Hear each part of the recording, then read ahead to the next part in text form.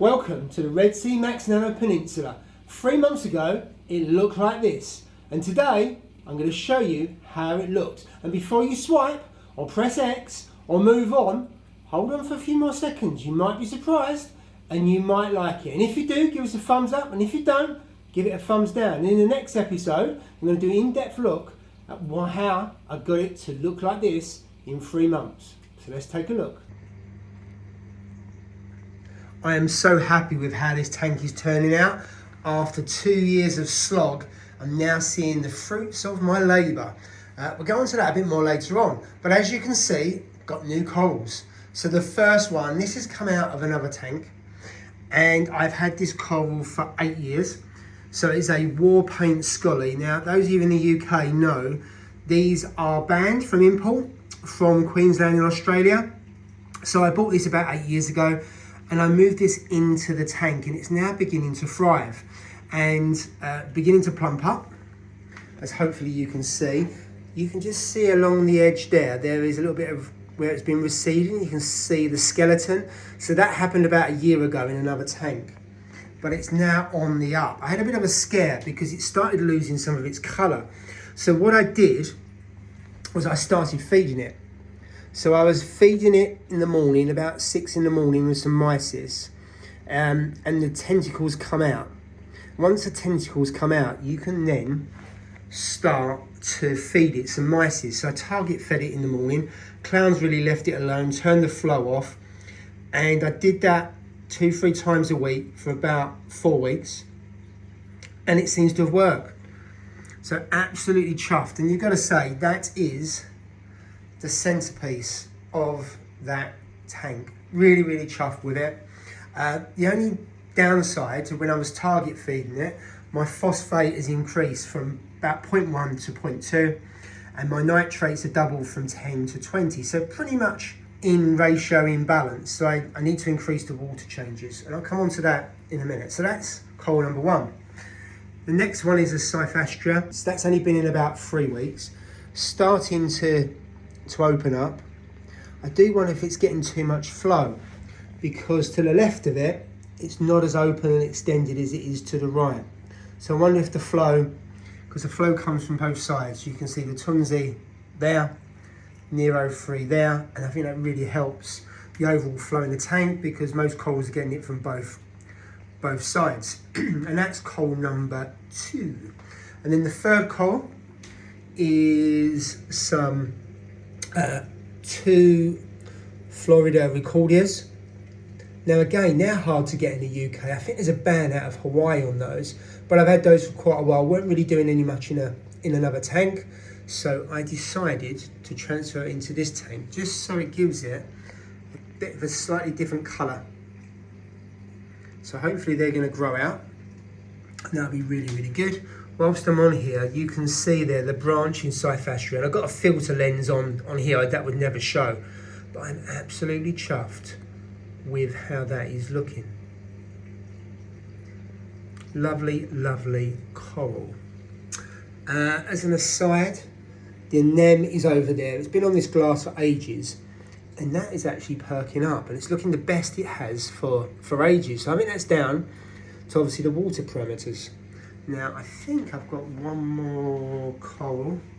No, I think that's actually it. So, let's have a look at some of the corals that are grown. So the Alveopora is going from strength to strength.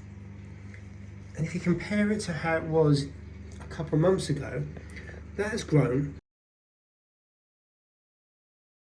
The torch coral there, the gold torch, that is beginning to grow out a bit more, liking the flow, liking the positioning, so that's really good. The Duncan is popping heads, which is always good to see. The canary in coal mine, as we say. So overall, that is really good. So okay, what are the problems we've got? So a very minor issue, sand's getting blown around, quite a few bare spots. I know you can say it's a little bit ugly, but I'd rather have decent flow at the right level than the aesthetics and how it looks. Still got algae, so if you look at the back panel there, I scrape that every week. And also a little bit on the Nero, Not so much the Tunzi, because I cleaned that last weekend, so they really need cleaning every 2 to 3 weeks really, just to keep the flow as it should do. And then we've got some bubble algae still. Bubble algae isn't so bad as it was. It's clearing up. I'm manually removing that every week. But overall, I'm absolutely chuffed with how that's going. So this is all part of the kind of regular regime that I have with this tank, which is 20% water change a week. I do a 5 litre, a 5 litre and a 10 litre. And that's for a couple of reasons. The 5 litres take 10 minutes.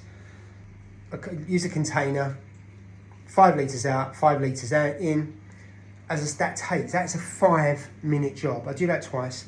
And then when I do the 10 litre, I get in here and kind of use a toothbrush and kind of scrape all that across there. So it's not a perfect tank, and I don't think it's ever gonna be a perfect tank. But I don't need a perfect tank. I just need a tank where the corals can thrive, and they are beginning to do that. So that is really the problems. And the reason why I do the 5-5-10 is I'm not actually dosing anything. I'm relying purely on water changes of 20% per week, with the exception of magnesium. So my magnesium was down at 1150. So I'm now dosing, I started with 3 mil per day. I'm now 5 mil a day, and we are up to about 1220. It's gradually going up. So it's definitely sucking out magnesium, which is not a surprise, because you have torches, gonioporas, bernardipora, alveopora, and LPS tend to take out magnesium, from what I've read and what I've observed. I'm still dosing 4 millilitres a week of manganese, mostly for the alveopora, goniopora, bernardipora, because that seems to work really, really well. So overall, it's working absolute cracking. The other coral actually that has grown quite a lot is this. So I think this is a Space Invader Chalice. I'm going to put the camera there so that you can see the comparison in the growth, and it's really around the left-hand side. It's growing down. That's on a frag plug that's raised, so it's kind of growing like a mushroom. Very different shape to other chalices because of the way it's positioned, and you can just see underneath there how it's positioned higher up. Also have put my rainbow chalice in, so really happy with that. That's actually lost a little bit of its rainbow colour and has gone very blue stroke red, and you'll find that quite a bit. It will take time to settle and then get the colour back. And then this other rainbow here is doing really, really well. Virtually healed after it got stung down there, and got some lovely yellow centre on that. Another nem there, God knows where that's going to go. That's been there for ages, but I really don't want that to do a walkabout. So there we have it. Now there's 3 other things that I do and I dose, and I think they've made a big difference and really helped up to clear the dinos. So here we have the 3 bottles, 3 blue bottles. I have discussed them before, but I've done some research, or a bit more research, into what do they actually do. So let's talk a bit more about that. So first of all, we're going to start with the Zeovit Plus. Now, doing some research online, it is amino acid, so it helps the corals, and it also increases the beneficial bacteria. That's number 1. Number 2 is the Zeo Star. So this one increases nitrifying bacteria to reduce nitrates and phosphates. You do need a decent skimmer. So basically it's a form of carbon dosing. And then last but not least is Zeobac. So that again is beneficial bacteria, probably a different strain to the others, and they do actually recommend that you dose all 3 of these together.